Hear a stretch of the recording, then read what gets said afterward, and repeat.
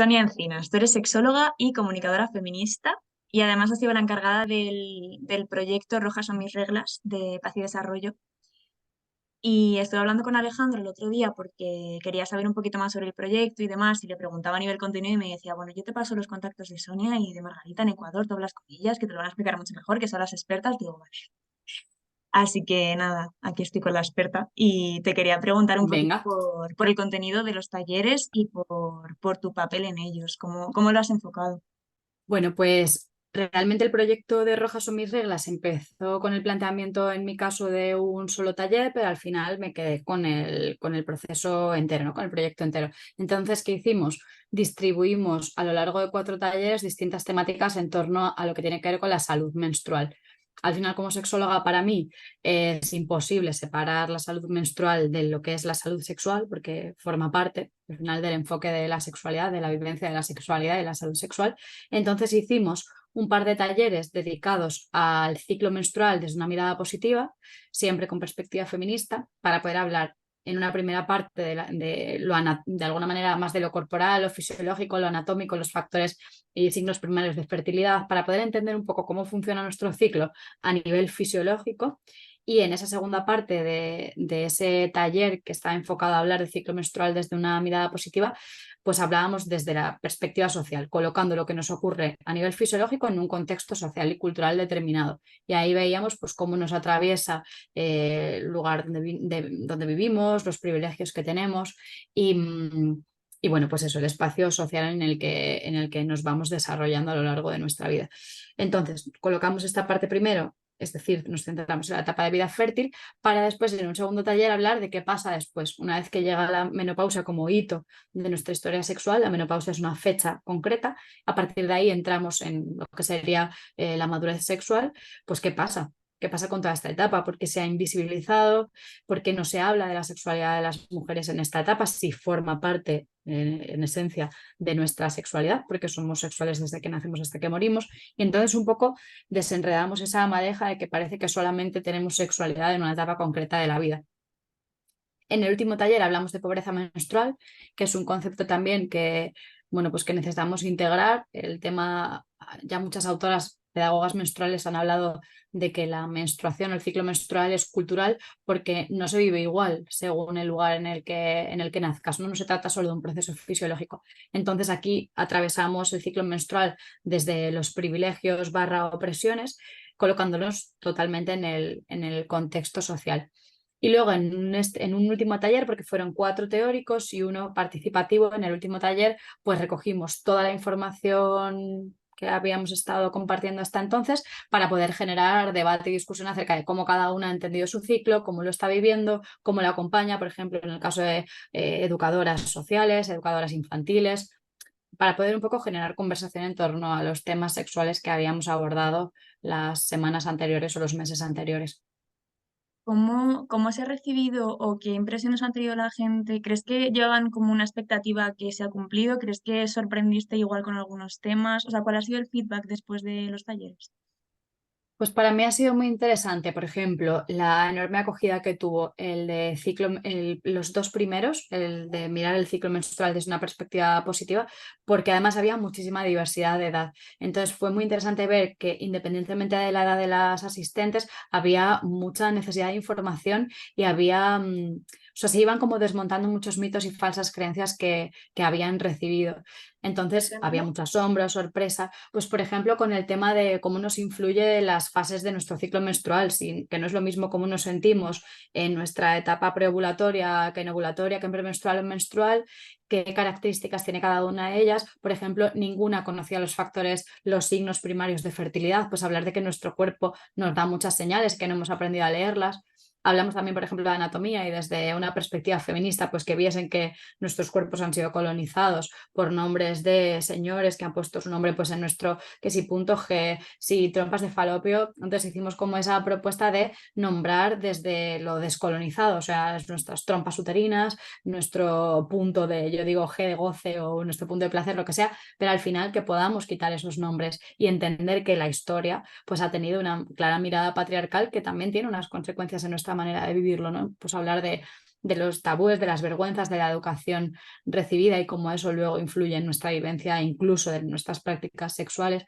Bueno, había muchos temas en realidad. Lo que al final a mí me mostraba es que sigue habiendo a día de hoy muchísima desinformación y que yo trabajo con mucho sesgo porque al final siento que quien llega a mí llega habiendo ya escuchado mi discurso, pero cuando vas ahí fuera, yo no iba a un sitio donde la gente conociese mi trabajo, todo lo contrario, yo iba a un espacio en el que la gente no me conocía de nada. Entonces, ¿qué pasa? Que ahí bajas un poco a tierra y te das cuenta de que todavía sigue habiendo muchísima desinformación en todas las edades y esto tiene un coste para nuestra salud. Después, por ejemplo, fue muy interesante, eh, pues bueno, chocarme un poco con el tabú de hablar de lo sexual pasada la menopausia. Pues ese taller, por ejemplo, fue menos participativo, costaba más compartir.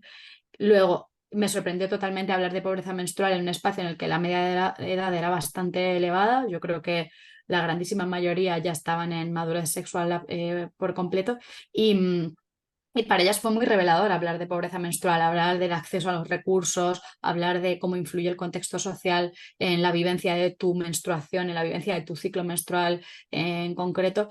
Pues bueno, me gustó ver que al final las que asistían, las participantes, se llevaban información que hasta ese momento ni se habían planteado. Al final me gusta pensar como que se llevaban perspectiva crítica, ¿no? De todo esto. Y como Y una ventanita, ¿no? A la información también, que luego podrán seguir ampliando, porque me imagino que al final esto llega hasta donde llega. No claro. sé de cuánto duraba cada taller. El taller duraba 2 horas, 2 horas y media más o menos, sí. Bueno, está Y bien. daba, sí, espacio como de la conversación también. Y había, en general, en todos los talleres hubo muchísima participación, había mucho interés y muchas ganas de compartir, de preguntar. O sea, se creaban espacios realmente de confianza, íntimos y participativos en torno al tema de nuestra salud sexual. Y luego el último es que fue totalmente participativo. Por desgracia nos cayó en la tormenta de Madrid enorme y la asistencia fue mucho menor de las inscritas que había, pero bueno, al final se generó todavía más intimidad para hablar de una manera más profunda de las vivencias sexuales de las mujeres. O sea, ¿crees que había como a lo mejor un nicho ahí de decir, hay mucha información que no se tiene o esto se puede repetir más veces? ¿Crees que va a haber público para repetir esta acción más veces? ¿Tenéis idea de volver a poner en marcha los talleres? Yo no sé si como tal la ONG tiene ese proyecto, porque al final son proyectos financiados. Ojalá que sea así, porque hace mucha falta. Como digo, al final yo desde mi perspectiva profesional lo hago constantemente. Este es el tipo de encuentros que hago, pero claro, tengo sesgo, porque quien llega a mí llega ya, puedo decir, con un cierto privilegio. Entonces es muy importante que este tipo de espacios lleguen a personas que en un principio no pensaban que necesitasen esa información o no había un interés previo en ello. Sin embargo, sí hay una necesidad de entender estos temas para nuestra salud. Eso es lo que es interesante, que podamos llegar a aquellas personas que en principio no piensan que necesiten la información, que ni se lo plantean siquiera. Ya. ¿Habéis hablado también a lo mejor desde una perspectiva médica, más allá de la terminología de yo que sé, violencia obstétrica o no os habéis metido en ese tipo de temas? En concreto, en el tema de la violencia obstétrica, no, en ningún momento.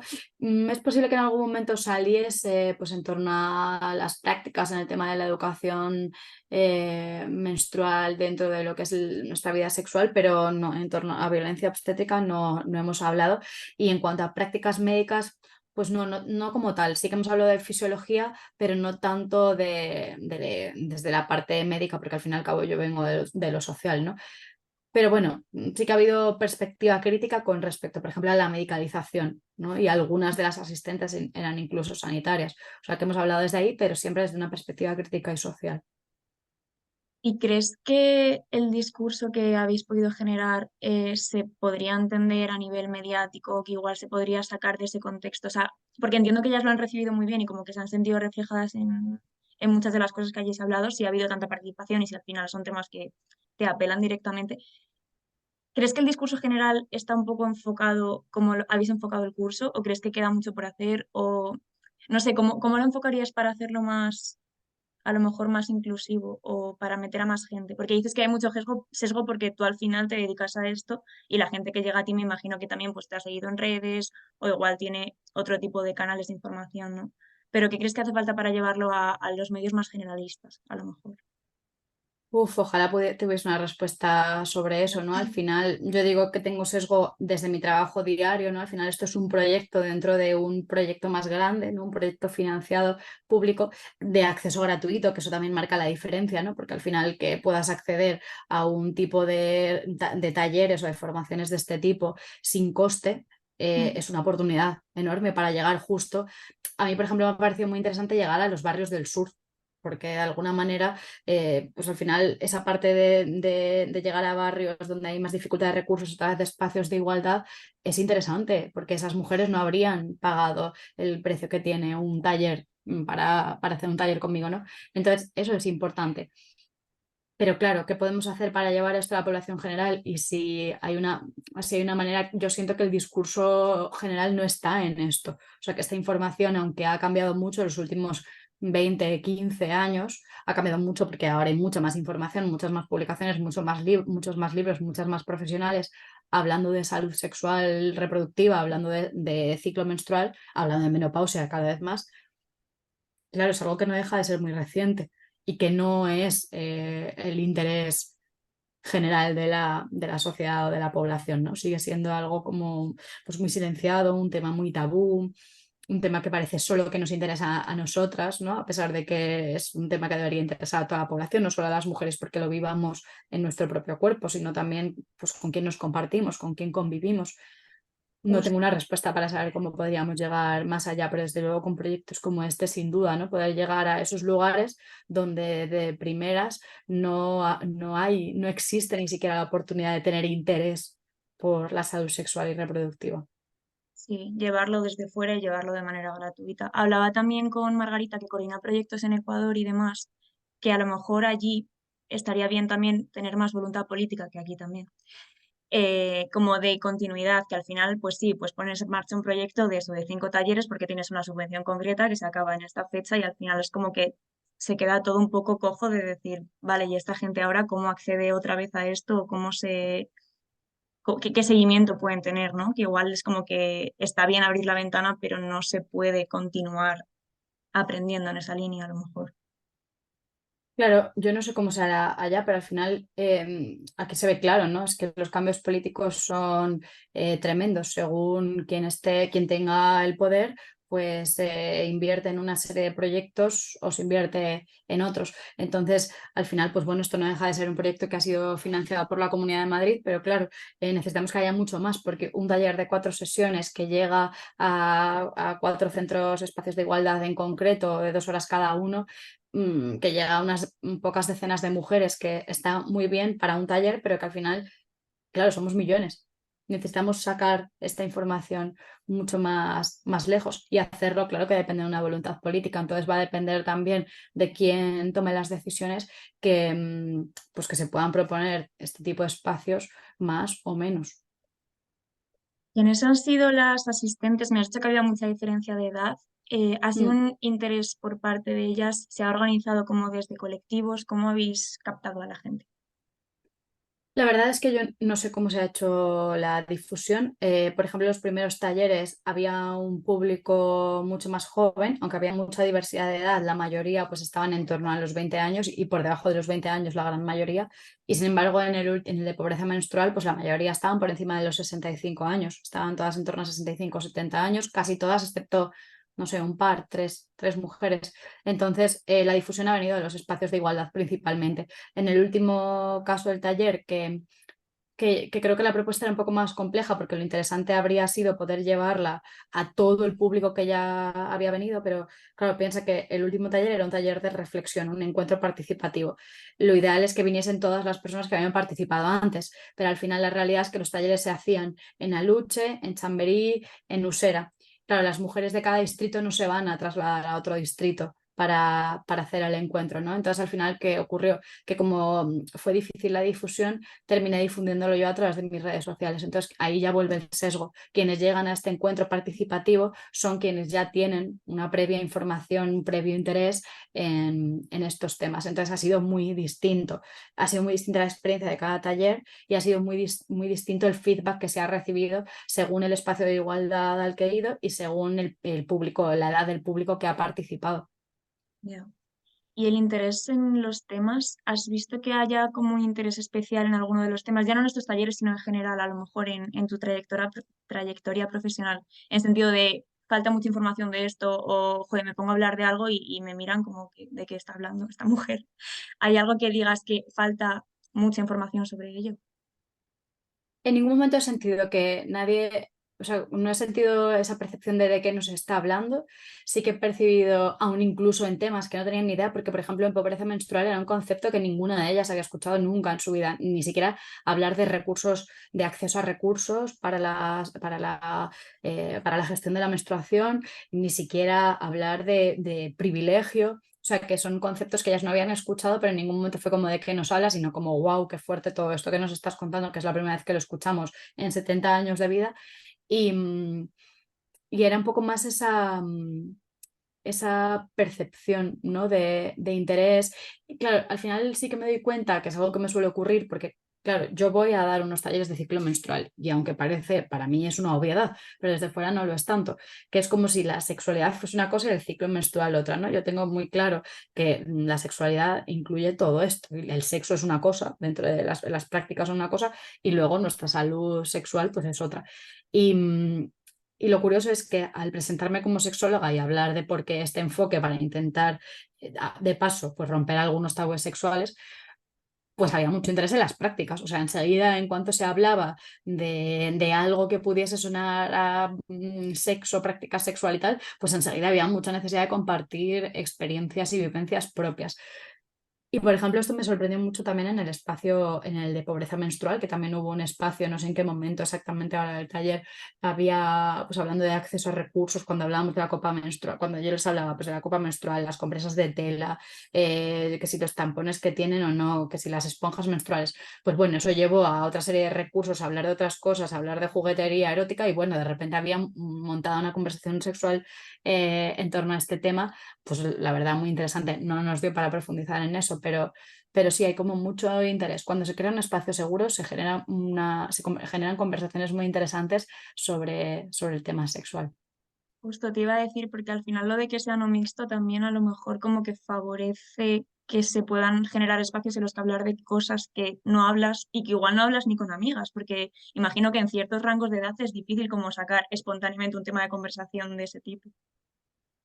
Sí, absolutamente. Al final, aquí de nuevo es que es normalmente a lo que estoy habituada. Cuando hago formaciones que son proyectos públicos, lo que ocurre es que son proyectos generalmente no mixtos y si son mixtos, o sea, estoy recordando uno del año pasado por el Día de la Violencia contra la Violencia de Género, que al final era no mixto, pero bueno, había 30 mujeres y 2 hombres que les obligaron a ir, uno su hija y otro su mujer. Entonces, al final, Qué pena. están como en un espacio mucho más reducido, por tanto, no se genera como, no rompía con el espacio de confianza y se dieron conversaciones, humor, hablaron de una manera muy crítica de sus vivencias, que la mayoría también era un público de una edad por encima de los 60-65 años, y hablaban de su experiencia de vida desde un lugar bastante desacomplejado y con muchas ganas de compartir a pesar de que no fuese mixto.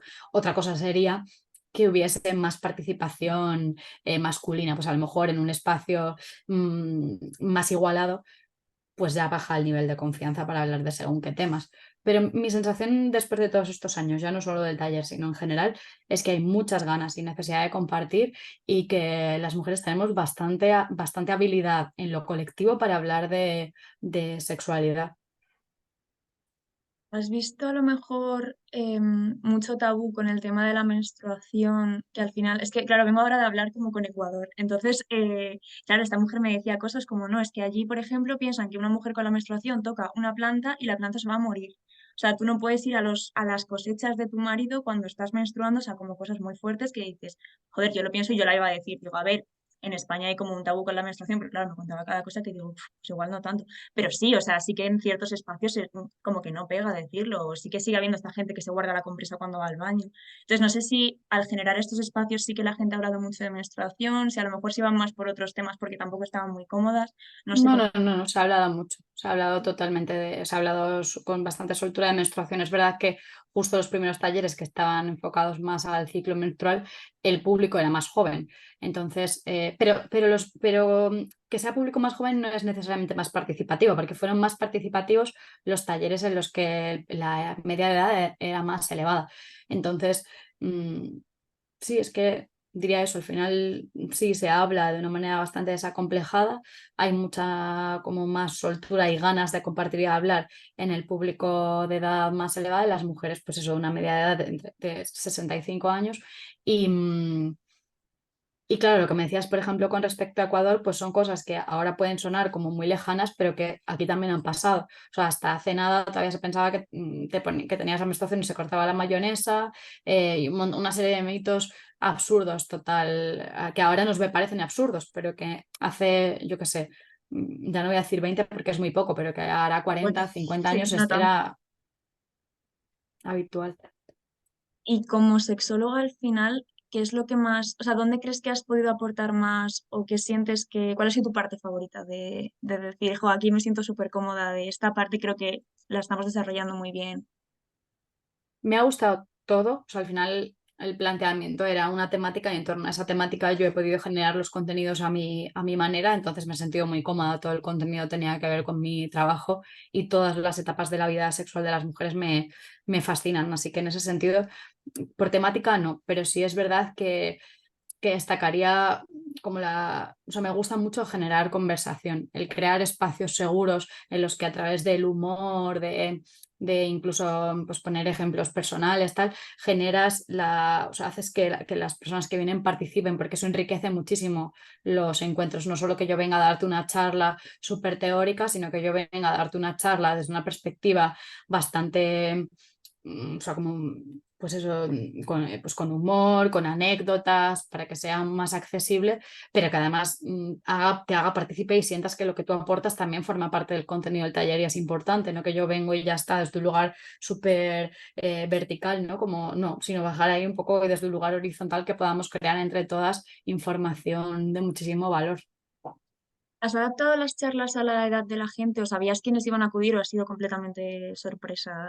Ha sido sorpresa total, porque, por ejemplo, en el de pobreza menstrual no me esperaba una media de edad de, pues eso, de 65 años para nada y pensaba en un principio, pues mira, por ejemplo, el prejuicio de este no les va a interesar y resulta que fue uno de los talleres más participativos, más divertidos, más comprometidos que hice, porque el grupo era estupendo, ¿no? Para compartir y había veces que frenan un poco a ver que se nos va a pasar el tiempo y al final no terminamos el taller.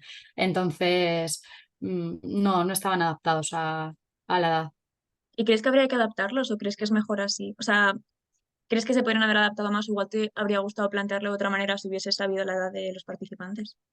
No, para nada. De hecho, creo que es muy enriquecedor, aunque no siempre es posible. Mira, por ejemplo, pues la media de edad era en 65 y eran la mayoría, y la media de edad en Aluche fue mucho más baja, la mayoría eran más jóvenes. Me parece que estos encuentros son mucho más enriquecedores cuando hay mucha diversidad, cuando te puedes encontrar a una chica de 18 años o de 16 años, igual que te puedes encontrar a una mujer de 65 o 70 años, porque al final enriquece que tanto la mujer de 65 ve cuánto cambio hay con respecto a cómo lo vivió en su juventud y desde la juventud dices, ostras, fíjate todo el camino recorrido de vida que ha hecho esta mujer. Entonces, sin duda, lo más enriquecedor es que haya diversidad de edad. Por desgracia, esto no es sencillo, o sea, no suele ocurrir, pero cuando ocurre es maravilloso. Ya para acabar, te quería preguntar, ¿qué te ha parecido, o sea, cómo has visto a la gente al final en comparación con al principio? O sea, ¿crees que el taller ha generado un cambio en la gente o crees que a lo mejor han sacado cosas nuevas o que se han ido con una idea que desarrollar más adelante? ¿Crees que has plantado algo en la gente?